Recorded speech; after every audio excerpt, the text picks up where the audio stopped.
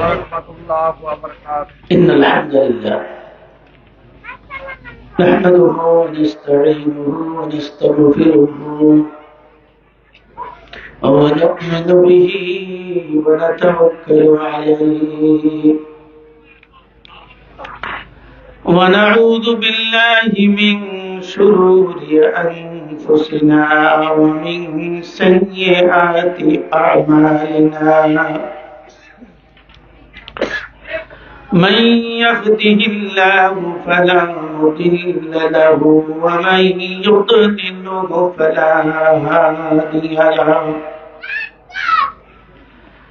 ونشهد أن لا إله إلا الله وحده لا شريك له ونشهد أن سيدنا وسندنا ومولانا محمدا عبده ورسوله صلى الله تعالى عليه وعلى آله وأصحابه وبارك وسلم تسليما كثيرا أما بعد فأعوذ بالله من الشيطان الرجيم بسم الله الرحمن الرحيم واتقوا يوما ترجعون فيه إلى الله ثم توفى كل نفس ما كسبت وهم لا يظلمون وقال النبي صلى الله عليه وسلم إذا عدمت أمة الدنيا نزعت منها هيبة الإسلام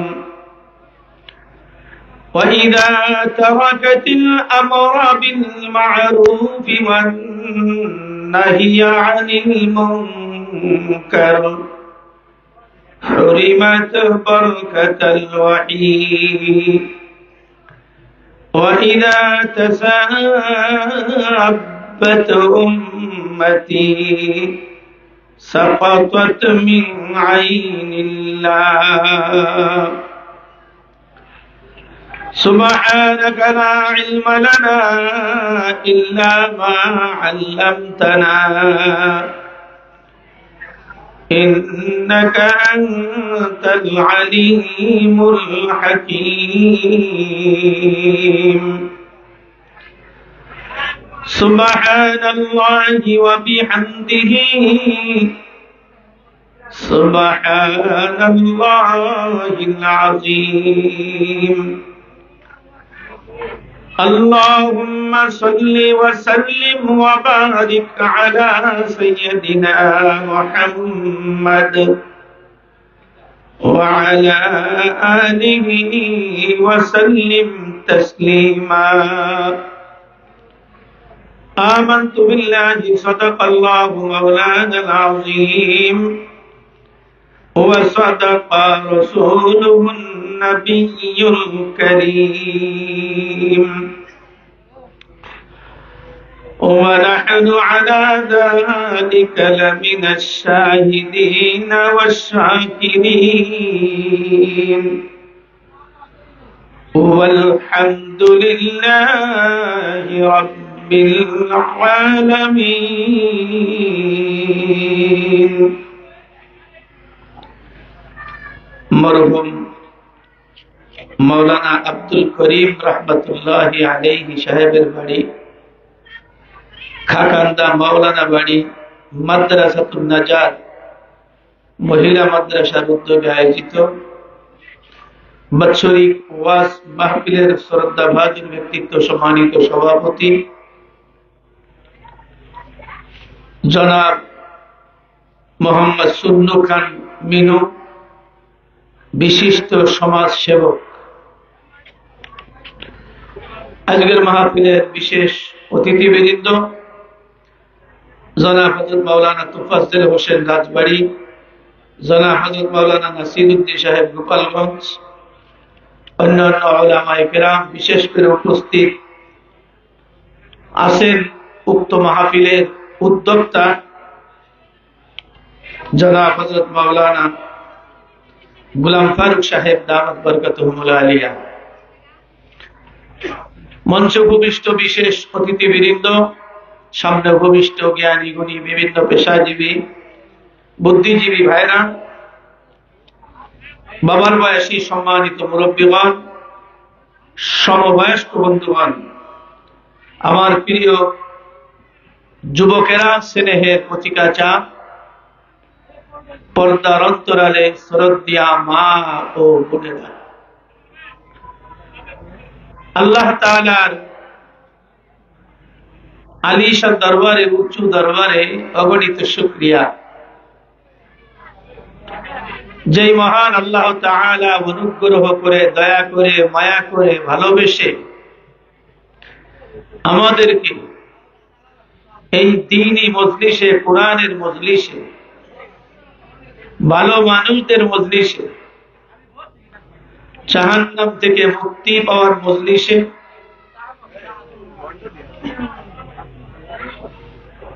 জান্নাত পাওয়ার মজলিসে আসার বসার মতো তৌফিক দান করেছে। এই জন্য রব্বে করিমের দরবারে শুকরিয়া আদায় করতে গিয়ে সকলেই দিল মনকে উজাড় করে মহাব্বতের সহিত জবান খুলে বলি আলহামদুলিল্লাহ।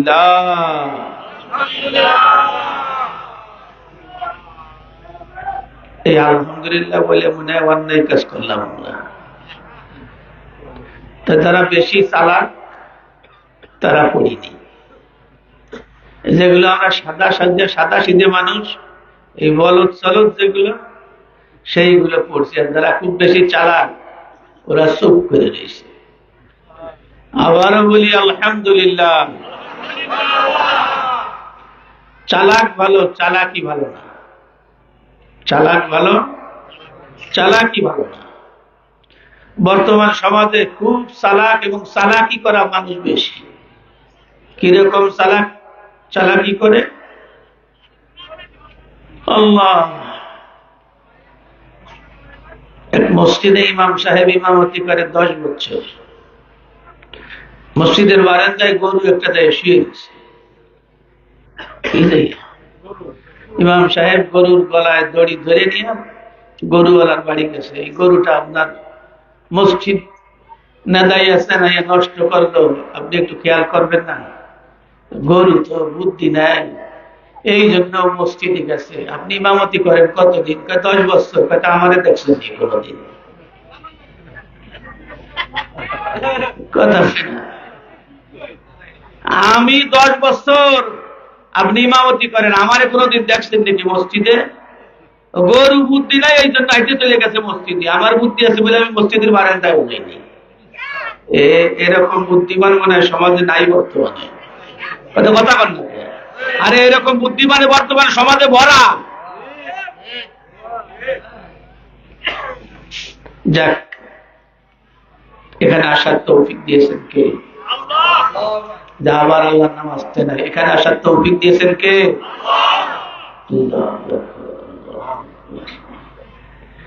একটা ছেলে তার মারে মা করে ডাকে না, ওই ছেলেটা ভালো ছেলে না?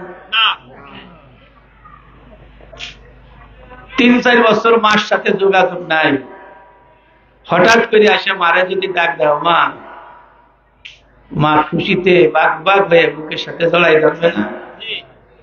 তো সামান্য একজন মা তাকে ডাক দিলে যদি খুশি হয়, আব্বাকে আব্বা বললে খুশি হয়, স্ত্রীর নাম ধরে ডাকলে খুশি হয়, নানা রে নানা বললে খুশি হয়। আহকামুল হাকিমিন রব্বুল আলামিন কে আল্লাহ বলে ডাক দিলে আমার আল্লাহ খুশি হয়ে যায়। তো আমার সাথে একজনের সম্পর্ক, খুশি হলে বাজারে দেখা হলে, দরগা বাজার দেখা হলে চা খাওয়াবে, বসতে দিবে। আমার মালিকের সাথে যদি সম্পর্ক হয়ে যায়, দুনিয়ায় থাকাকালীন আমার আপনার গুনাহগুলো মাফ করে দিবে। তাহলে এখানে আসার তৌফিক দিয়েছেন কে? দুনিয়াতে আসছি কারো হুকুমে, চলে যাব কারো হুকুমে। দুইটা প্রশ্ন দাঁড় হওয়ার পরে আর একটা প্রশ্ন দাঁড় হয়েছে, সেটা হলো দুনিয়ায় আসছি আল্লাহর হুকুমে, চলে যাব আল্লাহর হুকুমে। চলমান জিন্দেগি যেটা চলছে, ও দোস্তরে, এই জিন্দেগি চলমান, এইটা চলবে কার হুকুমে? পরিতাপের বিষয় হলেও সত্য, এই কথাটা আমরা বিমালুম একেবারেই ভুলে গিয়েছি। কথা বলেন ঠিক কিনা?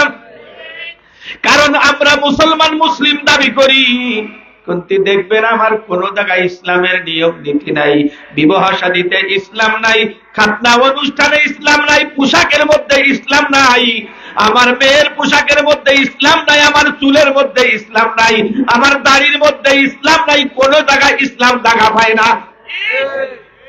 কথা বলতে, তাহলে আমরা মুসলিম দাবি করছি, এজন্য আমার সব কাজের ভিতরে, আমার সব কাজের মধ্যে ইসলামের নিয়ম নীতি থাকা লাগবে। তাহলে আমি আল্লাহর হুকুমকে চলমান জিন্দেগিতে লাগাইছি, ইতে জিন্দেগিতে লাগাইছি, এটা আমি আপনি পরিচয় দিতে পারবো। পরিতাপের বিষয় আমরা পরিচয় দিতে পারি না কেন? বর্তমান আমরা যারা আলোচনা শোনার জন্য আসি, দিলের কান দিয়ে কথাগুলো শুনি না। কথা বল না কেন? আমরা অন্তরের কান দিয়ে শুনি না। 2 নম্বর, অন্তরের কান দিয়ে না শোনার কারণে কথাগুলো মুখস্থ হয় না, লালন করতে পারি না। আর কথাগুলো লালন করার না করার কারণে ওই কথাগুলো আমলের দ্বারা আমরা বাস্তবায়ন করতে পারি না। এই জন্য আজকে আমরা কি করব?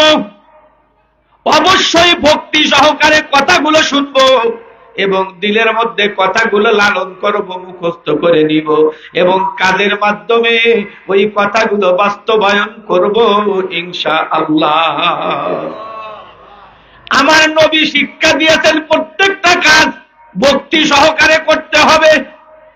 কি সহকারে? আমার নবী শিক্ষা দিয়েছেন সব কাজগুলো ভক্তি সহকারে করতে হবে। নবীজি একদিন মসজিদে নববীতে বসে আছেন, ইতিমধ্যে একজন সাহাবী আল্লাহর নবীকে সালাম দিলেন। কি দিলেন?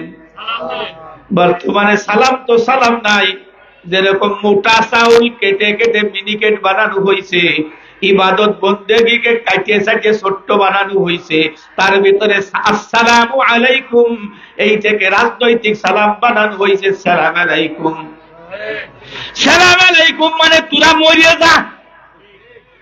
ও কয় ওয়ালাইকুম আসসালাম, তুমিও মরিয়ে যাও। হেতেরও কাউ মরিয়ে যাও, ও কাউ মরিয়ে যাও। এই বরদোয়ায় বরদোয়ায় সমাজ বর্তমানে জর্জরিত, যার কারণে দোস্তরে ভুগি নাই, পিশাব করতেই বসে হাড় স্টক করিয়ে মরে যায়। এর কারণ হলো সমাজে বরদোয়ায় বরদোয়ায় জর্জরিত হয়ে গেছে। তাহলে আজকে থেকে সালাম দেব কিভাবে? আসসালামু আলাইকুম ওয়া রাহমাতুল্লাহ। নামাজ যদি পড়ি ওযু করে পড়া লাগবে, নামাজ যদি পড়ি সুন্দর করে পড়া লাগবে। বিনা ওযুতে নামাজ পড়া যাবে না, বেসুন্দর করে ইবাদত করা যাবে না। সালাম একটা ইবাদত, এটা নবীজি যেভাবে শিক্ষা দিয়েছেন সেইভাবে দিতে হবে। আমার আপনার মন মতো সালাম দিলে ওই সালাম শরীয়ত অনুযায়ী হবে না এবং আল্লাহর কাছে গ্রহণ হবে না। নবীজিকে সালাম দিলেন কে? ওই যে মন দিয়ে শোনেন না, সাহাবী, সাহাবী বললাম না, একজন সাহাবী এসে নবীজিকে কি দিয়েছেন? আরো জোরে বলেন। তাহলে আমরা পরস্পর দেখা হলে সালাম দেব, পারবো তো? নিজের বউকে সালাম দেব, ছেলে মেয়েকে সালাম দেব। মুসলমান বাবাজিরা, ভাইয়েরা, নবীজিকে যখন সালাম দিলেন, নবীজি সাথে সাথে সালামের উত্তর দিলেন না, একটু বিলম্ব করলেন, দেরি করলেন। সাহাবী দাঁড়িয়ে আছেন, নবীজি সালামের উত্তর দিতে বিলম্ব করেন কেন? তার দাঁড়ানোর ভাষায় বোঝা যাচ্ছে সে যেন কি জিজ্ঞেস করতে চায়। এবার নবীজি বিলম্ব করার পরে, সালামের উত্তর দেওয়ার পরে, সাহাবীর দাঁড়ানোর ভাবে বুঝেছেন সে যেন প্রশ্ন করতে চায়। এবার নবীজি জিজ্ঞেস করেছেন, সালামের উত্তর দিতে বিলম্ব হলো কেন? এইটা মনে হয় জানার ইচ্ছা। এবার সাহাবী ভদ্রচিত্রে আদবের সাথে বলছেন, জি নবী, সালামের উত্তর দিতে বিলম্ব করলেন কেন? এইটা আমার দিল জানতে চায়, মন জানতে চায়। নবীজি বললেন, সালামের উত্তরের ভিতরে আমার আল্লাহর নাম 2 বার উচ্চারিত হয়। কয়বার? আমার আল্লাহর নাম 2 বার উচ্চারিত হয়। ওয়া আলাইকুমুস সালাম ওয়া রাহমাতুল্লাহ। সালাম এটা আমার আল্লাহর সিফাতি নাম, আর আল্লাহ আল্লাহ আমার আল্লাহর জাতি নাম। এবার নবীজি বলতেছেন, সালামের উত্তরের ভিতরে আমার আল্লাহর গুণের নাম উচ্চারণ করা হয়, আমার আল্লাহর জাতি নাম উচ্চারণ করা হয়। রে সাহাবী, সালামের উত্তর দিতে বিলম্ব করলাম কারণ কি? তুমি হয়তো দেখেছো দেওয়ালে হাত লাগায়া আমি কি করেছি? তায়াম্মুম করেছি। যেহেতু আমার আল্লাহ পবিত্র, এজন্য আমার আল্লাহর পবিত্র নাম আমি বিনা ওযুতে নিব, এটা আমার মনে সাড়া দিচ্ছিল না। আমার আল্লাহর নাম আমি বিনা ওযুতে নিব, এটা আমার মনে চাচ্ছিল না। এই জন্য পবিত্রতা অর্জন করে আমার পবিত্র আল্লাহর নাম উচ্চারণ করলাম, যার জন্য সালামের উত্তর দিতে বিলম্ব হলো, অন্য কোনো সমস্যার কারণে নয়। তাহলে এখন বলবেন, হুজুর তাহলে ভালো বুদ্ধি দিয়েছেন, সালামের উত্তর তাহলে ওযু ছাড়া দেওয়া যাবে না? অবশ্যই যাবে, কিন্তু যে যত বড় তার কাজ তত সুন্দর। নবীজি শিখিয়ে দিয়েছেন যে আমি ভক্তি, আল্লাহর প্রতি এত শ্রদ্ধা, এত ভক্তি, এত ভালোবাসা যে বিনা ওযুতে আমার আল্লাহর নামটা আমি কিভাবে উচ্চারণ করি। এই জন্য নবীজি তায়াম্মুম করে পবিত্রতা অর্জন করে উত্তর দিয়েছেন। বাকি আমি আপনি সালামের উত্তর দিতে ওযু ছাড়াও কথা বলে না, জায়েজ আছে, বৈধ, কোনো সমস্যা নাই। তবে যদি ওযু করা অবস্থায় থেকে দেই, এটা অতি উত্তম হবে। কারণ পবিত্রতার আলাদা একটা গুণ, পবিত্রতার আলাদা একটা মর্যাদা। কি মর্যাদা? ওযু করা অবস্থায় যারা সর্বদাই থাকেন, থাকতে পারলে আলহামদুলিল্লাহ, বহুত বড় মর্যাদা। ওযু করা অবস্থায় যদি কোনো ব্যক্তি মারা যায়, শহীদ মৃত্যু হবে, আল্লাহ পাক বিনা হিসাবে জান্নাত দিয়ে দিবে। এজন্য পবিত্রতার কি আলাদা একটা আলাদা মর্যাদা বা গুণ। আমরা হয়তো অনেকেই খাজা মাইনুদ্দিন চিশতি রহমাতুল্লাহ নাম শুনছি, শুনছেন? কার নাম? খাজা মাইনুদ্দিন চিশতি রহমাতুল্লাহ আলাইহি। কেমন ব্যক্তি ছিলেন উনি! একজন ওনার মায়ের কাছে বলতেছিলেন, মা, এমন গুণবতী সন্তান আপনি জন্ম দিয়েছেন, পেটে ধারণ করেছেন, আপনার এই সন্তানের হাতে 7 লক্ষ হিন্দু কালেমা পড়ে মুসলমান হয়েছে। কয় লক্ষ? এবং 70 লক্ষ মুসলমান যারা বিপদগামী ছিল, আল্লাহর ইবাদত বন্দেগী কেমনে করতে হয় এটা জানতো না, করতো না। কিন্তু তোমার এই মাইনুদ্দিনের হাতে হাত রেখে খাঁটি তওবা করে আল্লাহর ইবাদত গুজারি হয়ে গিয়েছে। মার খুশি হওয়ার কথা না? কি বলে? অন্য মনস্ক মনে হচ্ছে আপনাদেরকে? খাজা মাইনুদ্দিন চিশতি রহমাতুল্লাহি আলাইহি এই কথা যখন মাকে বলেছেন, 7 লক্ষ হিন্দু মা আমার হাতে মুসলমান হয়েছে, 70 লক্ষ বিপদগামী মুসলমান সুপথের প্রতীক হইয়া আল্লাহর ইবাদতকারী হয়েছে। মাইনুদ্দিন চিশতি রাহমাতুল্লাহি আলাইহি এই কথা যখন বলেছেন, ওনার মা বলেছেন, মাইনুদ্দিন, এই যে 7 লক্ষ হিন্দু তোমার হাতে কালেমা পড়ে মুসলমান হলো, 70 লক্ষ মুসলমান বিপদগামী যারা সঠিক পথের প্রতীক হলো, এটা তোমার কোনো বৈশিষ্ট্য না, তোমার কোনো গুণ না, এটা তোমার কোনো যোগ্যতা না, এটা সম্পূর্ণ তোমার মায়ের যোগ্যতা, সম্পূর্ণ তোমার মায়ের যোগ্যতা। একটু পরে আসবে, হাতে হাড়ে হাড়ে বুঝাই দিব কথা। এবার মাইনুদ্দিন চিশতি রাহমাতুল্লাহ আলাইহি বলছেন, মা কেমনে আপনার যোগ্যতা, কেমনে আপনার বৈশিষ্ট্য, আপনার কিরামতি?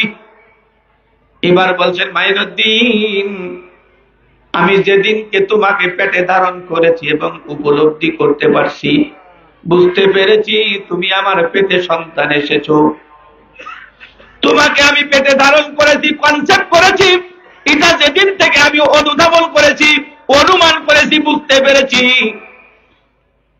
সেই দিন থেকে মাইনুদ্দিন বিনা ওযুতে পেটের ভিতরে থাকা অবস্থায় আল্লাহর জমিনে কোনদিন তোমাকে বহন করে হাঁটা চলা করি নাই, বিনা ওযুতে কোনদিন তোমাকে নিয়ে জমিনে বহন করি নাই। এই জন্য কথা মানতে হবে, বুঝতে হবে। 2 নম্বর হলো, মাইনুদ্দিন, রাতের বেলা যখন তোমাকে নিয়ে বিছানায় ঘুমাইতে গিয়েছি, কোনদিন বিনা ওযুতে তোমাকে পেটে নিয়ে আমি বিছানায় আরাম করতে যাই নাই। 3 নম্বর, যখন তোমাকে প্রসাব করেছি, ও মাইনুদ্দিন, বিনা ওযুতে কোনদিন তোমাকে আমি 1 ফোঁটা দুধ পান করাই নাই। 4 নম্বর, তুমি যখন খানা খাওয়া শিখেছ, শক্ত খানা যখন খানা খাওয়া শিখেছ, তোমার জন্য রান্না করেছি, বিনা ওযুতে কোনদিন তোমার জন্য আমি খানা রান্না করি নাই। 5 নম্বর হলো, তোমার জন্য যখন খানা পরিবেশন করেছি এবং তোমাকে আমি খাওয়াই দিয়েছি, মাইনুদ্দিন, বিনা ওযুতে কোনদিন খানা রান্না করি নাই এবং আমি ওযু ছাড়া কোনদিন তোমার সামনে আমি কোনদিন খানা পরিবেশন করি নাই। এই যে পবিত্রতার একটা নূর, আলো, এই যে পবিত্রতার নূর এবং আলো। 2 নম্বর হলো তোমার ইলমের আলো। এদিকে এদিকে তাকান। 1 নম্বর হলো আমার পবিত্রতার আলো, 2 নম্বর হলো তোমার ইলমের আলো। এই 2 আলো যখন একত্রিত হয়েছে, মাওলাই কারীম এমন নূরে নূরান্বিত করেছেন, এমন ভাবে তোমাকে চমকাই দিয়েছেন, কোন হিন্দু যখন তোমার চেহারার দিকে তাকায়, আমার মাওলাই কারীমের মারেফাত পরিচিতি লাভ করে ফেলে, যার জন্য আমার ওই বান্দা, আমার আল্লাহর ওই বান্দা, ওই হিন্দু ব্যক্তি কালেমা না পড়ে স্থির থাকতে পারে না। 2 নম্বর, যে সমস্ত বিপদগামী মানুষ নামাজ নাই, রোজা নাই, যারা 24 ঘন্টা গুনাহের মধ্যে নিমজ্জিত, তোমার চেহারা যখন দেখে, চেহারা দেখার সঙ্গে সঙ্গে তাদের আল্লাহর কথা স্মরণ হয়, ওই মানুষগুলো আযাবের ভয়ে এবং জান্নাতের আশায় তোমার হাতে কালেমা পড়ে তওবা করে তারা সঠিক পথের প্রতীক হয়ে যায়। এই জন্য মা আমার আপনার সন্তানের জন্য, আমার জন্য মা হলো সর্বপ্রথম প্রাইমারি, মা হলো 2 নম্বর হাই স্কুল, 3 নম্বর মা হলো কলেজ, 4 নম্বর মা হলো ভার্সিটি। মা যদি পবিত্রতা অর্জনকারী হয়, মা যদি ভদ্র হয়, অবশ্যই সন্তান আদবওয়ালা হবে। আর মা যদি বন্ধুরে ভদ্র না হয়, সন্তান আদব শিক্ষা কোশ্চিনকালেও সম্ভব নয়। মাইনুদ্দিন চিশতি রহমাতুল্লাহ আলাইহির মা দুধ পান করায় ওযু অবস্থায়, খানা রান্না করে পবিত্র অবস্থায়। আর আমার মা, আমার স্ত্রী, আমার বোন খানা রান্না করে টিভি চালাই দিয়া। কথা মনে ভুল, টিভি তো দেশে নাই, ঘরে ঘরে। তাহলে 1 নম্বর হলো টিভি চালাই দিয়ে রান্না করে। 2 নম্বর, যদি বন্ধুরা টিভি না থাকে, সিরিয়াল না দেখা যায়, মোবাইল ঠেলে আর রান্না করে। কথা বলেন না কেন? ওই মোবাইল ঠেলা খানা, রান্না খানা খাওয়া, ওই খানা খেয়ে আমার আপনার সন্তান কোনদিন আদবওয়ালা, আমার আপনার সন্তান কোনদিন ভদ্র হইতে পারে না। এই সমস্যার কারণে সমাজের ভিতরে বড় সমস্যা। 2 নম্বর দস্তরে, আজ থেকে যাদের বয়স 50 বছর, তাদের সাথে আমার একমত হবে, কথাগুলো মেনে নিবেন। আপনার আমার বাবা কৃষি কাজ করতেন, হাল বাইতেন। হাল বাইতে যাওয়ার একটা বন্ধুর নিয়ম নীতি ছিল। ওই নিয়ম নীতির মধ্যে আবার আর একটা আলাদা সবক। বলে হুজুর সেখানে আবার সবক কি? আমার কোন মুরব্বী যদি কৃষি কাজ করে থাকেন, আজকে জুমার সময় আমি এই আলোচনা করেছি, কৃষি কাজ করা ভাইজান বাবাজিরা গোয়ালঘরে যখন ঢুকেছিলেন, গোয়ালঘরে ঢুকার সঙ্গে সঙ্গে হালের আপালটা আপনাকে দেখার সঙ্গে সঙ্গে দাঁড়াই গিয়েছিল। কথা বলে ভুল করছি। হালের আপালটা দাঁড়ানোর পরে কি কাজটা করেছিল? মেরুদণ্ড সোজা থেকে ব্যাকা করে অলসতা দূর করেছিল। অলসতা দূর করার পরে এবার চেনানো শুরু করেছেন। চেনানো আদা আদি হওয়ার পরে এবার নেদানো শুরু করেছে। নেদানো শেষ, চেনানো শেষ। গরুটা দেখেছিলেন আপনি কৃষি কাজ করলে আপনার দিকে এরকম আনুগত্যতার ভাবে এবং কি করে আপনার দিকে আনুগত্যতার নজরে, সুন্দর নজরে তাকায় রয়েছে। মুনিব, ও মালিক, খেরের ব্যবস্থা করেছেন, থাকার ব্যবস্থা করেছেন, অতএব আপনি আমাকে কাজের জন্য নিতে আসছেন। আমি অলসতা দূর করেছি। পেটের ভিতরে পায়খানা, পিসাবের বেগ থাকলে কাজ করা যায় না, আমি সেটাকেও দূর করেছি। এবার আপনি মই দিতে নিবেন, হাল বাইতে নিবেন এবং আপনি আট মারাই করতে নিবেন, সব কাজের জন্য আমি প্রস্তুত। আমার মধ্যে কোনো অলসতা নাই। তাহলে দোস্তরে, গরু তার মুনিবকে চিনেছে, আমি আপনি আমার মালিককে চিনি নাই। এবার আব্বা যখন হাল বাইতে চাইতেন,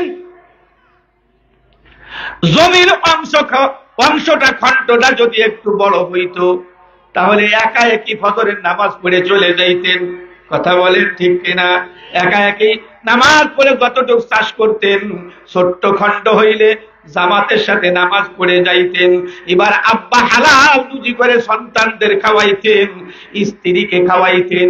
এদিকে মা জননী যতটুক পারেন নামাজ কালাম আদায় করতেন, পর্দার ভিতরে থাকতেন। আমার আপনার মা নানি যারা ছিলেন, ওরা তো বেপর্দায় বেড়াই বেড়াতো।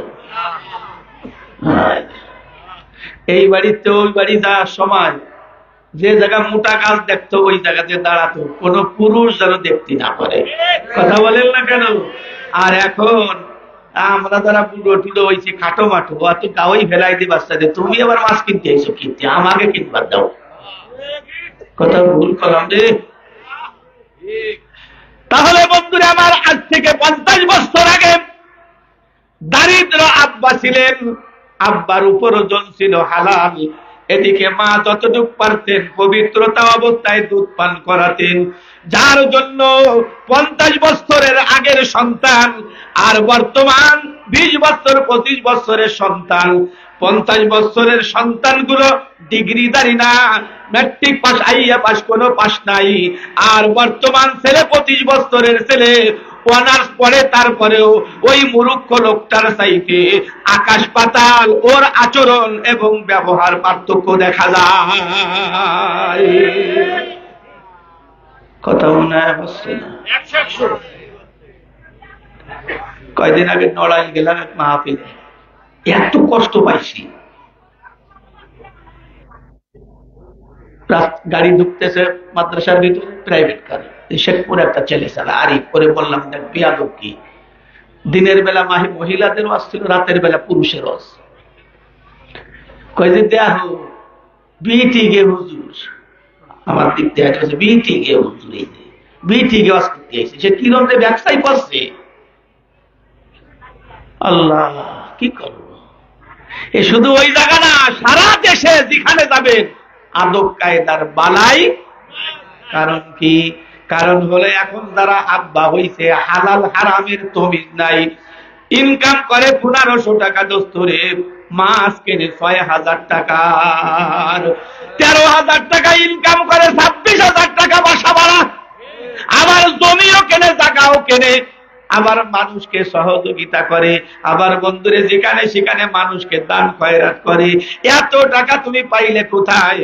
বোঝা গেল আল্লাহ উনার প্রতি রহম করে ইমোর মাধ্যমে মাথার উপরে টাকা ফেলায়। টাকা পায় কোন জায়গা? 1 নম্বর মুনাজাত, কথা বল না, 1 নম্বর মুনাজাত। আরে মুনাজাত মানে তাস খেলা, জুয়ো খেলা। মুনাজাত মানে আল্লাহর কাছে দোয়া করে চাই, নাই মুনাজাত বোঝেন নাই? হ্যাঁ, 80, 21, 22 কি জানো কয় না, ওই যে কি জানো কয়, চিনি না। মুনাজাতের মাধ্যমে যারা টাকা ইনকাম করে, ওখানে স্থানীয় খাকান্দা, দরগা বাজার যারা ভদ্র মানুষ, সম্ভ্রান্ত জমি জায়গা আছে, ওদের তারাই মাছ কিনতে পারেন না, চলে যেতে মূলত দোকানে। কথা বলেন না কেন? এবার জাইলেরাও বন্ধুরে এত বুদ্ধিমান, আগে 100 টাকা 150 টাকার ভাগ দিত, এখন জুড়ি সহ গেছে, জুড়ি সহ কত 5000। ওই মুনাজাত কারাওয়ালা পার্টি, গাজার পার্টি, ইয়াবার পার্টি, ওয়েলকামের পার্টি, ওরা বলে মাছ রেখে দাও, 5000 টাকা চাইতে 5000 টাকা দিয়ে মাছ কিনে আর 200 টাকা দেন ভাড়া যায়, বাড়ি পর্যন্ত পৌঁছই দিবা। আপনি হালাল উপার্জনকারী, আপনার বাবার 25 বিঘা জমি, আপনার বাবা এলাকার মধ্যে সম্ভ্রান্ত ব্যক্তি ছিল, অপলক না হলে তাকাই দেখলেন কাম দাওয়ালো কি। হ্যাঁ মুসলমান, এই জন্য আমাদেরকে হালাল উপার্জন করতে হবে। যদি সন্তানকে সুশিক্ষা দিতে হয়, আদব শিক্ষা দিতে হয়, 2 নম্বর মাকে অবশ্যই পর্দার ভিতরে ঢুকাইতে হবে এবং মাকে উযু গোসল সুন্দর করে পবিত্রতা শিক্ষা দিতে হবে। তাহলে ওই ঘরে যেই সন্তান জন্মগ্রহণ করবে, শতভাগ যদিও মাইনুদ্দিন চিশতির মতো না হয়, অন্তত পক্ষে 100 ভাগের 1 ভাগ হলেও সমাজের ভিতরে উচ্ছৃঙ্খলা বিশৃঙ্খলা দেখা যাবে না। মূল আলোচনায় চলে আসি, ভূমিকা লম্বা করে ফেললাম। আমি আপনাদের খেদমতে আয়াতে কারিমা থেকে, আয়াতে কুরআন কারীম থেকে ছোট্ট একটা আয়াত তেলাওয়াত করেছি। ও দোস্তরে, আমি আপনি দুনিয়ায় থাকবো কতদিন? আমি আপনি দুনিয়ায় বেঁচে থাকবো কতদিন? হ্যাঁ, কথা আমি বুঝতে পারতেছি। এক সময় ছিলাম না, আসি আবার থাকবো না। কিন্তু থাকবো না বলে এই কথাটা বলেই যদি শেষ হয়ে যেত, তাহলে আমি আপনি বেঁচে যেতাম। কিন্তু আমি আপনি বেঁচে যাওয়ার কোনো পথ নাই। আল্লাহ পাক কুরআনের মধ্যে তাই বলেন, ওয়াত্তাকু ইয়াওমান তুরজাউনা ফীহি ইলাল্লাহ।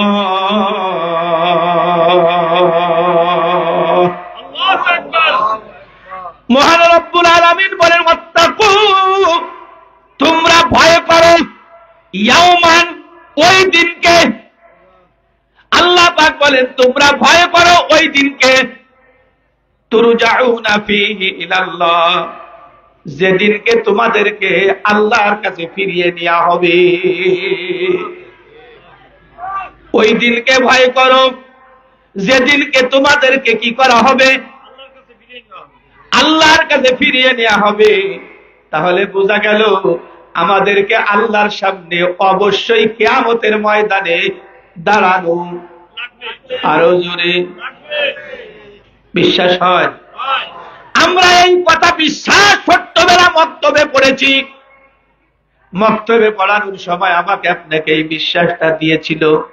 কি বিশ্বাস দিয়েছিল? আমরা ইমানে মুজমাল পড়েছিলাম, আমানতু বিল্লাহি ওয়া মালাইকাতিহি ওয়া কুতুবিহি ওয়া রুসুলিহি ওয়াল ইয়াউমিল আখিরি ওয়াল কদরি খাইরিহি ওয়া শাররিহি মিনাল্লাহি তাআলা ওয়াল বাসি বাদাল মাউত। সাতটা জিনিসের প্রতি আমরা বিশ্বাস স্থাপন করেছি। কয়টা জিনিস? আরো এক নম্বর, আমানতু বিল্লাহ, আমরা আল্লাহর প্রতি ঈমান এনেছি, আল্লাহকে বিশ্বাস করেছি। আল্লাহ কয়জন? আরো জোরে। এই ঘোষণা আমরা এইভাবে দিয়েছি, লা ইলাহা ইল্লাল্লাহু মুহাম্মাদুর রাসূলুল্লাহ।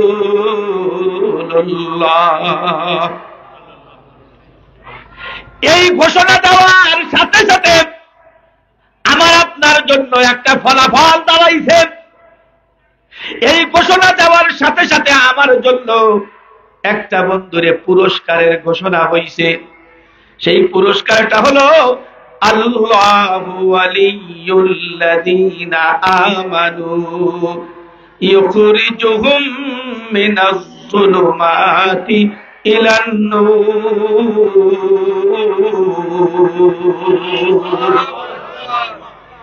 আমি আপনি কালেমা বলার সঙ্গে সঙ্গে আল্লাহ পাক ঘোষণা করেছেন, আল্লাহ ওই সমস্ত মানুষদের অভিভাবক বন্ধু যারা আল্লাহর প্রতি ঈমান এনেছে।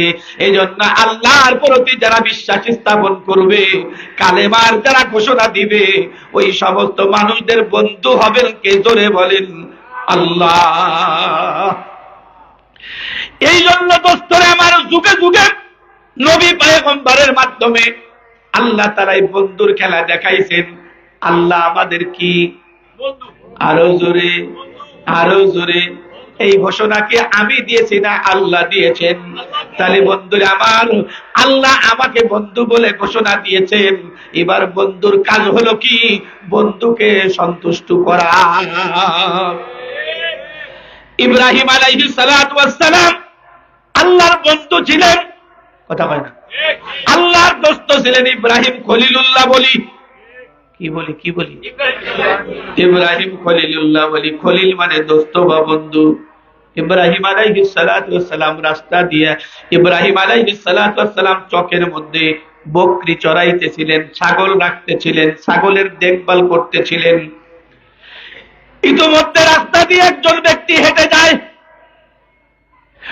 ওই ব্যক্তি যখন হেঁটে যাইতেছিলেন, আল্লাহর গুণবলী সিফাতি নামগুলো বলতে বলতে যাইতেছিলেন। সুবহানা দিল মুলকি ওয়াল মালাকুতি, সুবহানা দিল ইজ্জতি ওয়াল আজমতি ওয়াল হাইবাতি ওয়াল কুদরতি ওয়াল কিবরিয়াই ওয়াল জাবারুত। এই কথাগুলো যখন বলতে বলতে যাইতেছিলেন, ওই পথিকের কাছে ইব্রাহিম আলাইহিস সালাতু ওয়াস সালাম ছাগলের পালগুলো রেখে দৌড়ই চলে আসছে। দৌড়ই চলে আসার পরে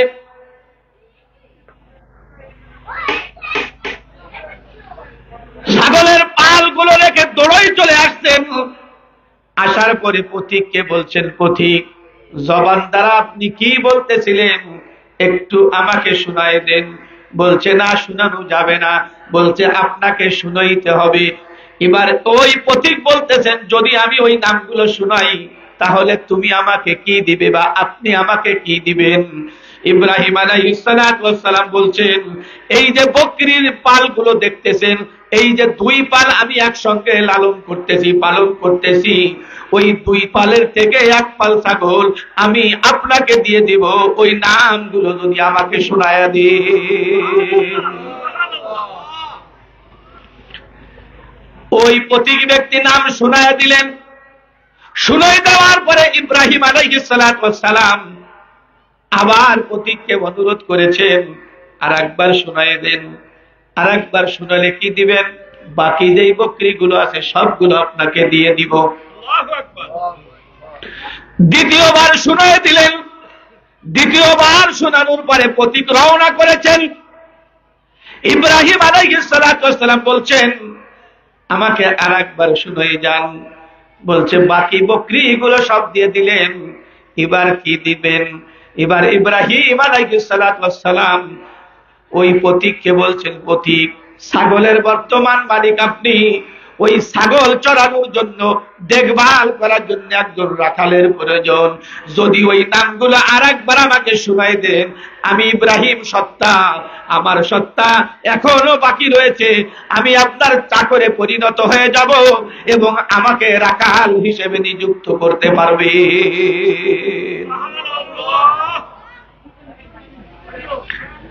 মুসলমান বাবাজিরা, ভাইয়েরা, তৃতীয়বার যখন শোনায় দিলেন, শোনানোর পরে এবং প্রতীক রওনা করেছেন।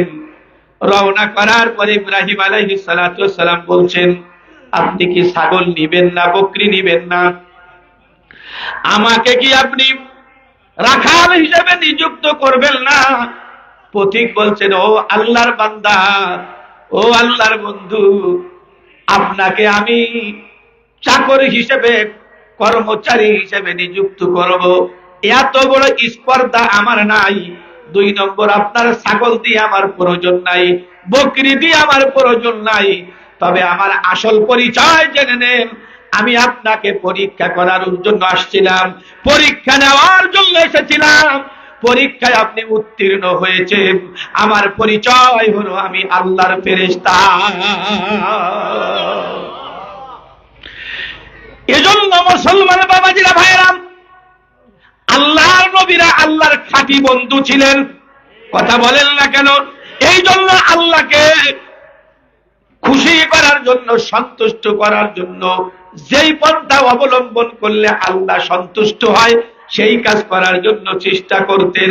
আমাদের ভিতরে বন্ধুত্বর কোনো যোগ্যতা মাত্রা নাই, যার জন্য আল্লাহ সন্তুষ্ট হবে এই চিন্তা চেতনা আমাদের মধ্যে নাই। আমানতু বিল্লাহি, ঈমান এনেছি কার প্রতি? ওয়া মালাইকাতিহি। 2 নম্বর, কাদের প্রতি বিশ্বাস স্থাপন করেছি? ফেরেশতাদের উপরে। ফেরেশতা আছে না নাই? ফেরেশতা আছে না নাই? কোথায় ফেরেশতা আছে? ও দোস্তরে, সব জায়গায় বিরাজমান। আল্লাহ এক এক কাজের জন্য এক এক দল ফেরেশতাদেরকে নিযুক্ত করেছেন। 2 নম্বর, অনুভূতি যদি আমার থাকে, আমার 2 কাঁধে 2 জন ফেরেশতা লিপিবদ্ধ করতে আছে। আমরা ছোটবেলায় শুনেছি আব্দুল আলিম সাহেব গান গাইছেন, 2 কাঁধে 2 মোহরি লিখতে আছেন ডায়েরি, 2 কাঁধে 2 মোহরি লিখতে আছেন ডায়েরি, দলিল দেখে রায় দিবেন, টাকা পয়সার নাই কারবার, আমি পাপী তিনি জামিনদার, আমি পাপী তিনি জামিনদার। পারাপারে থাকলে তারা সঙ্গে নিও গাড়ি ভাড়া। শুনছেন কোনদিন? পারাপারে থাকলে তারা সঙ্গে নিও গাড়ি ভাড়া, জবাবদিহি করতে হবে ধরলে টিকিট কালেক্টর, আমি পাপী তিনি জামিনদার। সেদিনের সেই স্টেশনে থাকবে নানান প্যাসেঞ্জার। কোন দিন? কোন দিন? ওরে মালিক, সেদিনের সেই স্টেশনে থাকবে নানান প্যাসেঞ্জার। কি কথা কয়? দ্রুত জানে পার হবে সে, টিকিট কাটা আছে যার। দ্রুত জন পার হবে সে, টিকিট কাটা আছে যার। এজন্য আমি আপনি বিশ্বাস স্থাপন করেছি আল্লাহ এক, ওয়া মালাইকাতিহি, এবং ফেরেশতারা আছে আমার আপনার আমলনামা লেখে। কথা বলেন ঠিক কিনা? ওয়া মালাইকাতিহি ওয়া কুতুবিহি, এবং আসমানি কিতাবের প্রতি আমরা বিশ্বাস স্থাপন করেছি। কি বিশ্বাস স্থাপন করেছি? আসমানি কিতাবের মধ্যে যত কথা লেখা আছে সব কথাগুলো সত্য। কুরআনের কথা সত্য, তাওরাতের কথা সত্য, জাবুরের কথা সত্য, আসমানি যত রিসালাত এবং যত কিতাব আসছে সব কিতাবের কথা কি? আরো জোরে বলেন সত্য। আমানতু বিল্লাহি ওয়া মালাইকাতিহি ওয়া কুতুবিহি ওয়া রুসুলিহি। চতুর্থ নম্বর, ওয়াল ইয়াউমিল আখির, আমি শেষ দিবসের প্রতি ঈমান এনেছি। কোন দিবসের প্রতি? শেষ দিবস মানে শেষ দিনের প্রতি। আখিরাত হবে, আমার আপনার হিসাব নিকাশ দেওয়া লাগবে। এই শেষ দিবসের প্রতি আমরা বিশ্বাস স্থাপন করেছি। অবশ্যই অবশ্যই আমার আপনার বিচার হবেই হবে। মুসলমান বাবাজিরা ভাইরা, এই জন্য আমাদেরকে যুগে যুগে আল্লাহ পাক নবী দিয়ে সতর্ক করেছেন। নবীরা চলে যাবার পরে আল্লাহ পাক নায়েবে নবী দিয়ে আমাদেরকে সতর্ক করতেছেন। কথা বলেন না কেন? কিয়ামতের ময়দান কায়েম হবে, আমাদেরকে হিসাব কিতাব দেওয়া লাগবে। লাগবে কি লাগবে না? এ মুসলমান, কত বড় ভয়াবহ অবস্থা। 4-5 বছর পরে সন্তান যদি বিদেশ থেকে আসে, 4-5 বছর পরে সন্তান বিদেশ থাকে, খাকান্দা থেকে হজ করতে মক্কায় গিয়েছেন, সন্তান তায়েফে থাকে অথবা মদিনায় থাকে, যদি জানে আমার আব্বা হজ করতে আসছে, তাহলে সন্তান যদি দেখা করতে না আসে আপনি খুশি হবেন? ওরে যত ব্যতিব্যস্ততা থাকুক না কেন, অবশ্যই দোস্তরে সন্তান মালিকের কাছে ছুটি নিয়া আব্বার চেহারা এক নজর দেখার জন্য আসবে। 5 বছর আমার আব্বার চেহারাটা আমি দেখি না, দেখার পরে আব্বাও কান্দে, সন্তান কান্দে। ও দোস্তরে, কিয়ামতের শেষ দিবসের ভয়াবহতা কি হবে সুন্দর করে শুনে যাই। এই যে সূর্যটা দোস্তরে দেখতেছি আমরা, এই সূর্য দুনিয়া থেকে বন্ধু অনেক অনেক দূরে। কত কত কত দূরে? 9,30,00,000 মাইল দূরে বর্তমান সূর্য বিরাজমান। কয় কোটি? এই পৃথিবী থেকে এই সূর্যটা 13 লক্ষ গুণ বড়। সুবহানাল্লাহ। ওইটা তো আমার আপনার হাতে দিলে ঝুলে রাখতে পারতাম আমরা। এই পৃথিবী থেকে ওই সূর্যটা 13 লক্ষ গুণ বড়। আমার আপনার এই পৃথিবী থেকে দোস্তরে 9,30,00,000 মাইল দূরে অবস্থান করতেছে। চৈত্র মাসে বন্ধুরে এতটা গরম অনুভূত হয়। ও মুসলমান, হাদিস কোরআনের মধ্যে, হাদিসের মধ্যে আসছে, ব্যাখ্যায় আসছে, এই সূর্যটা কিয়ামতের ময়দানে প্রত্যেকটা মানুষের 1 বিঘে হাত উঁচু হয়ে থাকবে, মাথা থেকে 1 বিঘে হাত উপরে থাকবে সূর্য। তাই তো কিরম গরম লাগবে এটা বোঝা যায় ভাই। 1 বিঘে হাত উঁচু থাকবে। পক্ষান্তরে বন্ধুরে জমিন তো মাটি, ঠান্ডার ভিতরে বসা যায়, এক জায়গা গরম হয়ে গেলে আর এক জায়গা পাল্টানো যায়। পুরোটা কিয়ামতের ময়দান তামার জমিন হবে। তামা দিয়ে তৈরি করলে তামার জিনিস গরম হইলে স্পর্শ করা যায় না। সূর্য থাকবে মাত্র মাথা থেকে আধা হাত উঁচু, এবং তামার হবে জমিন। হাজার হাজার কোটি কোটি মানুষ উপস্থিত হবে। এজন্য দোস্তরে নিজের শরীরের ঘামের ভিতরে কেউ মাজা পর্যন্ত পানির মধ্যে থাকবে, কেউ বুক পর্যন্ত পানির মধ্যে থাকবে, কেউ গুনাহের কারণে ঘামের ভিতরে ডুবে হাবুডুবু পর্যন্ত খাইতে খাইতে থাকবে। এই কথাগুলো আমাদের দিনের মধ্যে বর্তমান ধরে না। কারণ এই জায়গা যদি বৃষ্টির পানি পড়ে বিলে খাবে, ছিটকে চলে যাবে। বর্তমান আমাদের দিল গেছে ঝিল হইয়া। ঝিল যেরকম সিদ্ধ করলে বাদ গলে যায়, ঝিল সিদ্ধ হয় না। আখিরাতের কথা, কবরের কথা, জান্নাতের কথা, জাহান্নামের কথা বললে বর্তমান আমাদের দিল গলে না, কারণ দিল নাই, দিল গেছে জিল হইয়া। মুসলমান বাবাজিরা ভাইরা, কষ্ট হচ্ছে নাকি? মুসলমান বাবাজিরা ভাইরা, এবার আমার আপনার দরদি নবী মুহাম্মদুর রাসূলুল্লাহ জোরে বলেন সাল্লাল্লাহু আলাইহি ওয়াসাল্লাম, কিয়ামতের ময়দানে উম্মত ওই গরমের ভিতরে আধা হাত সূর্যের নিচে উম্মত দাঁড়াই থাকতে পারবে না। পারা যাবে?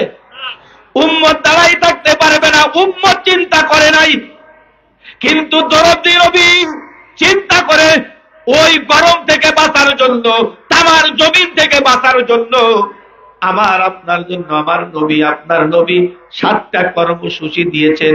7টা কর্মসূচির মধ্যে যে কোনো একটা কর্মসূচির মধ্যে আমি যদি লিপ্ত হতে পারি, তাহলে সূর্যের আলো মাথায় পড়বে না, তামার জমিনে আমাকে অবস্থান করা লাগবে না। আল্লাহ তাআলা আলাদা আমার আপনার জন্য আরামের ব্যবস্থা করে দিবে। কয়টা কর্মসূচি? কয়টা কর্মসূচি? 7টা কর্মসূচি 10-15 মিনিটের মধ্যে বলে দিব ইনশাআল্লাহ। শোনা যাবে কিনা? শোনা যাবে কিনা? এবার আল্লাহ পাক কি বলেন, আমার নবী কি বলেন? সাবাতুল ইউযিল্লুহুমুল্লাহু ফি জিল্লিহি ইয়াওমা লা জিল্লা ইল্লা যিল্লুহু, আল ইমামুল আদিল।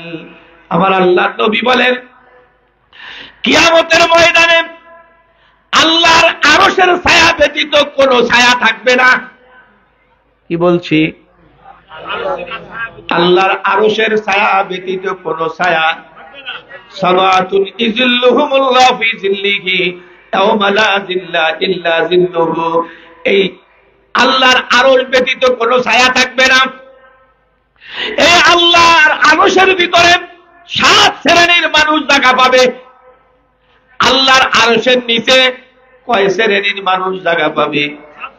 আরো জোরে বলেন, আরো জোরে বলেন, মুখস্থ করে নিয়ে যাব। 1 নম্বর হলো আল ইমামুল আদিল। 1 নম্বর আরশের নিচে ছায়া পাবে ওই রাজা, ওই বাদশা যারা জনগণের প্রতি ইনসাফ কায়েম করে, যারা জনগণের প্রতি সুবিচার করে।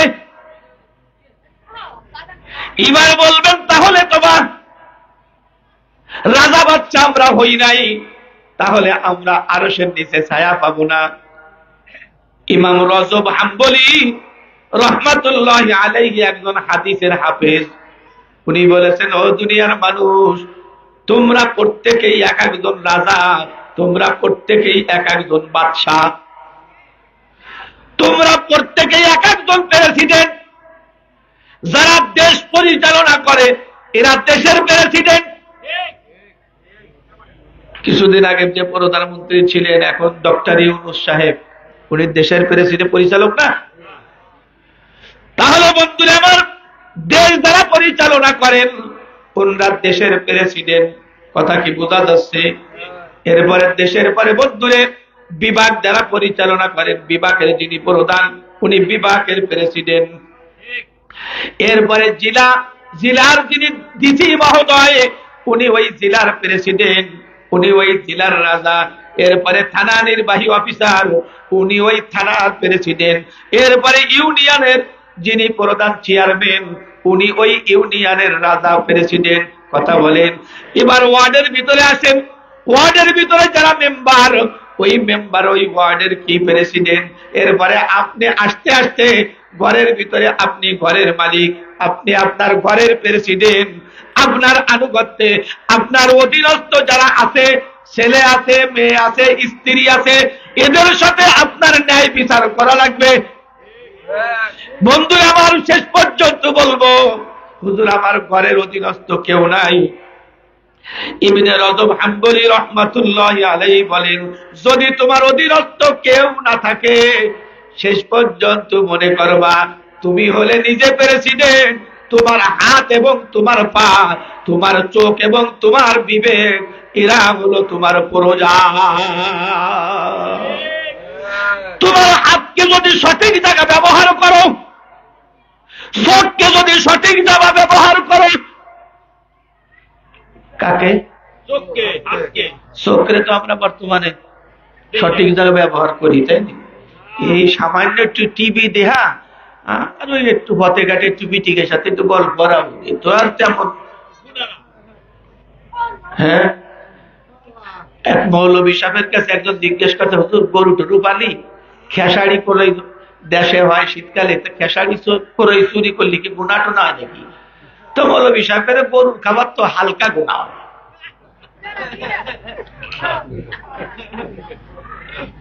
এই কইছে তো কইছে আমার আপন বড় ভাই উনার কাছে, উনি আবার মাতবনি করে সমাজে আমার কাছে রে কলই চুরি হলে বলে হালকা গুণা, আমাকে কিনা কইছে?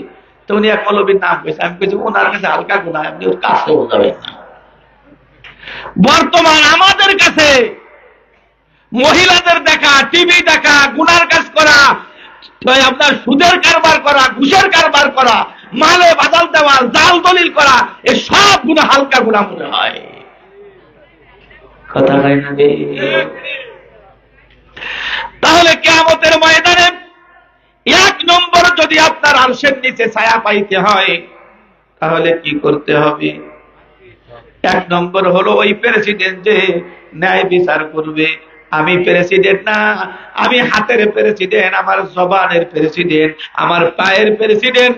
আমার পাওকে অন্যায় জায়গা ব্যবহার করতে দেওয়া যাবে না, আমার হাতকে অন্যায় জায়গা ব্যবহার হতে দেওয়া যাবে না, আমার জবানকে অন্যায় জায়গা ব্যবহার হতে দেওয়া যাবে না, আমার চোখকে অন্যায় জায়গা ব্যবহার হতে দেওয়া যাবে না, আমার বিবেককে, আমার ব্রেনকে অন্যায় জায়গা ব্যবহার হতে দেওয়া যাবে না।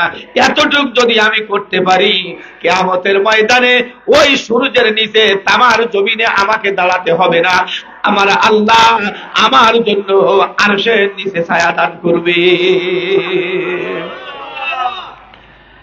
আল ইমামুল আদিল ওয়া শাবুল নাশাআ ফি ইবাদাতিল্লাহ।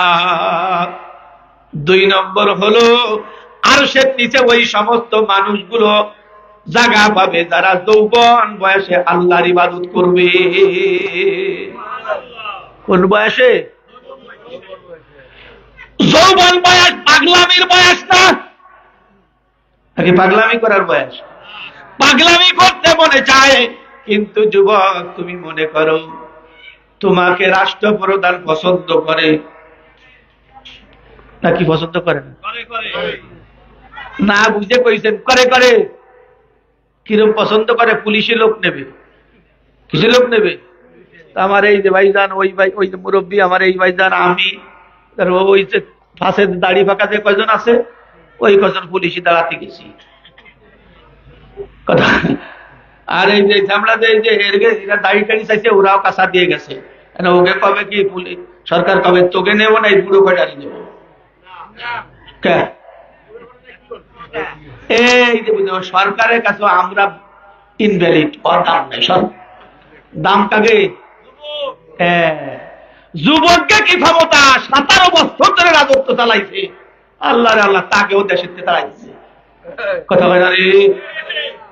খালি এই যুবকরাও জায়গা, বুড়ো কেউ ছিল না। এজন্য বন্ধুরা আমার, এই যুবকের দাম সরকারের কাছে। কথা হয়, যুবকের দাম সরকারের মূল্য আছে, সরকারের কাছে মূল্য আছে। বন্ধুরা আমার, রাজনৈতিক যারা করে তাদের কাছে যুবকের, নেতার কাছে যুবকের বন্ধুরে পাওয়ার, যুবকের মর্যাদা। এজন্য নেতা বন্ধুরা আমার বুক ফুলই কথা বলতে পারে। কেন? কারণ তার পিছনে 4-500 যুবক আছে। এই পাওয়ারে বন্ধুরা আমার বুক ফুলই মঞ্চে দাঁড়াই দাঁড়াই কথা বলতে পারে। 3 নম্বর, যুবকদের বন্ধুরা সমাজের ভিতরে একটা দাম আছে। কোন জায়গায় বিবাহ শাদী করার সময়, এই আমার আপনার আল্লাহ না করুক, বুড়ো বয়সে যদি বউ মরে যায়, ঘটক যদি কয় মাইয়ে বিয়ে দেবেন দেখি, ছেলে কি করে? ছেলে ওয়াজ করে বেড়ায় ভালো, বয়স কত? এই 55-56। বলল শয়তান, ওয়াজ না ওয়াজ দিন আব্বা হইছে, ফাজলামি দরবার দিয়েছ কি ভুল কইছে? যদি যে বলে না ওয়াজির নাম, 150 বিঘে জমিনের মালিক, মাতবরি করে সমাজে, বয়স কত? কয় 60-65 হবে। মাইয়ের বাপ জুতো কিলো বেঁধে আর কটকালি ছুটে পারি শয়তান। কথা কন। তাহলে যুবকের সরকারের কাছে দাম, সমাজের কাছে দাম, নেতার কাছে দাম। আর একটু দাম দেখে বাস্তব কথা বলি, হাই স্কুলের রাস্তায় দাঁড়াই রইছেন, দাঁড়াই থাকার পরে 2-3টা মেয়ে বার হইছে আইসক্রিম কেনার জন্য, মুস্কি মুস্কি হাসি দিয়ে যদি বলেন নাম কি, বাড়ি কোন জায়গা, বুড়ো শয়তান।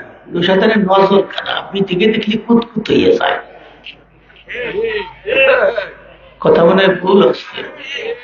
আর যুবক সিমলা যদি কয় সিস্টার, নাম কি চিনা চিনা লাগে, খুশিতে কবে ওই শিবজিটা কিনছির ভাইয়ারে দিয়ে দে। কথা। তাহলে বন্ধু আমার, যুবকের কাছে যুবতীর দাম, রাষ্ট্রপ্রধানের কাছে দাম। ও দোস্তরে, ও যুবক, নেতার কাছে তোমার দাম। তোমরা যদি 100 যুবক না থাকো, নেতার কোনো দাম নাই। নেতার পিছনে যদি না যাও, তাহলে নেতা ভাষণ দিতে সাহস পাবে না। এজন্য যুবক তোমাদের জন্য নেতার নেতৃত্ব, তোমাদের জন্য দেশ পরিচালনা করে, তোমাদের জন্য দেশ রক্ষা হয়। যুবক সোলজার বাহিনী যদি না থাকে, দেশ রক্ষা করা সম্ভব হবে না। কথা বলেন ঠিক কিনা? এই জন্য সব জায়গা যখন যুবকের দাম, আল্লাহ বলেন যুবক তোমার ইবাদত আমি আল্লাহর কাছে বড় দামি। এই জন্য আল্লাহ পাক আমাকে আপনাকে যৌবন বয়সে যে ইবাদত করার শক্তি দিয়েছেন, ওই যৌবন বয়সের ইবাদতে আল্লাহ পাক বড় খুশি হয়। আরো খুশি হয় কেন?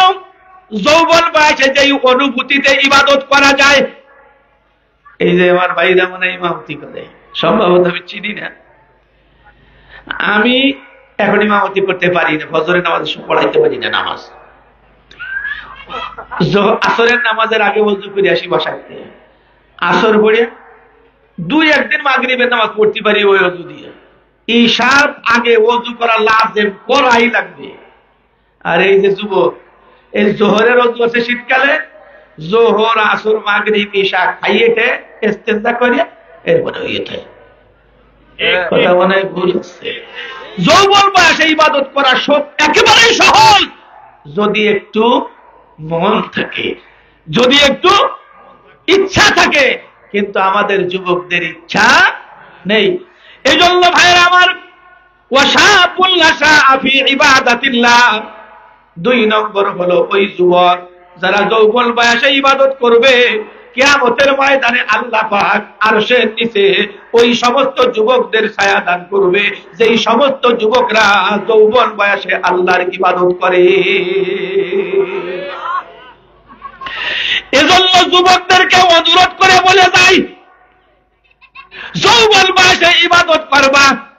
বলে যৌবন বয়সে ইবাদত করব কেন? আল্লাহ পাক সব জান্নাতীদের যুবক বানায় দিবে।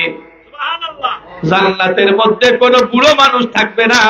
এই বুড়ো মানুষগুলো যারা জান্নাতে যাবে, আল্লাহ পাক প্রত্যেকটা বুড়ো মানুষকে 33 বছরের যুবক বানায় দিবে।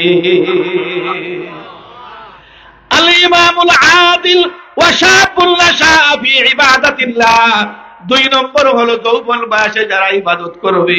3 নম্বর ওয়ারাজুলুন কলবুহু ওয়ারাজুলুন মুআল্লাকুন কলবুহু ফিল মাসাজিদ। 3 নম্বর হলো ওই সমস্ত মানুষগুলা, কি বলছি 3 নম্বর হলো ওই সমস্ত মানুষগুলো কিয়ামতের ময়দানে আরশের নিচে ছায়া পাবে, যেই সমস্ত মানুষগুলো আল্লাহর ঘরের সাথে দিন লটকানো থাকবে। ফজরের নামাজ পড়ে আসছি, আবার কখন জোহরে যাব, জোহরের নামাজ পড়ে আসছি, আবার কখন আসরে যাব। লটকানোর উদ্দেশ্য হলো এই রকম বেঁধে রাখা নয়, আমি কখন যাব, অর্থাৎ আমি যেখানে যে অবস্থায় থাকি, আমার আপনার মন, আমার দিন থাকবে আমার আল্লাহর ঘরের দিকে। তাহলে 1 নম্বর হলো ন্যায় বিচারক, ইনসাফকারী বাদশা। তার ভিতরে আমি আছি ব্যাখ্যা বিশ্লেষণ করে বুঝাইছি। 2 নম্বর হলো কারা? যৌবন বয়সে ইবাদত করবে তারা। 3 নম্বর হলো মসজিদের সাথে যাদের দিল লটকানো থাকবে, কিয়ামতের ময়দানে তারাও আরশের নিচে ছায়া পাবে। 4 নম্বর, ওয়ারাজুলান তাহাব্বা ফিল্লাহি ইজতামা আলাইহি ওয়া তাফাররাকা আলাইহি। জোরে বলেন সুবহানাল্লাহ। বলে হুজুর কি বলে সুবহানাল্লাহ বললেন? এই যে এখানে একত্রিত হয়েছি, একত্রিত হওয়ার পিছনে কোন নোট, কোন ভোট কিচ্ছু নাই। পরস্পর বসেছি, আবার পরস্পর চলে যাব। এই বসা এবং পৃথক হওয়া একমাত্র আল্লাহর আলোচনার জন্য, আল্লাহর জন্য। এজন্য আমার নবী বলেন, ওই সমস্ত মানুষগুলো যারা আল্লাহর জন্য একত্রিত হয়, আবার আল্লাহর জন্য যারা পৃথক হয়ে যায়, কিয়ামতের ময়দানে তারা আরশের নিচে ছায়া। তাহলে আমরা এখানে আসছি, একত্রিত হয়েছি কার জন্য? আল্লাহর জন্য। আখেরি মুনাজাত হয়ে যাবে, বাসা বাড়িতে যাওয়া এটাও আল্লাহর জন্য। ওয়ারাজুলান তাহাব্বা ফিল্লাহি ইজতামা আলাইহি ওয়া তাফাররাকা আলাইহি। 2 ব্যক্তি একজনকে ভালোবাসে আল্লাহর জন্য এবং একত্রিত হয় আল্লাহর জন্য এবং পৃথক হয় আল্লাহর জন্য। আমরা এখানে পরস্পর ভালোবাসা, কোনো ভোট নোট নাই। এখানে এসে বসছি, কোনো উদ্দেশ্য নাই। উদ্দেশ্য হলো আল্লাহকে রাজি খুশি করা। কয় নম্বর হইছে? 1 নম্বর ন্যায় বিচারক বাদশা। 2 নম্বর যৌবন বয়সে ইবাদতকারী, তাই তো? 3 নম্বর হলো মসজিদের সাথে যাদের কলম লটকানো থাকবে। 4 নম্বর হলো ওই 2 ব্যক্তি যারা কি করে? পরস্পর এক জায়গায় একত্রিত হয়, একজন একজনকে ভালোবাসে শুধুমাত্র আল্লাহর জন্য, আবার পৃথক হয় আল্লাহর জন্য। ওয়ারাজুলুন তাসাদ্দাকা বিসাদাকাতিন ফাআকবাহা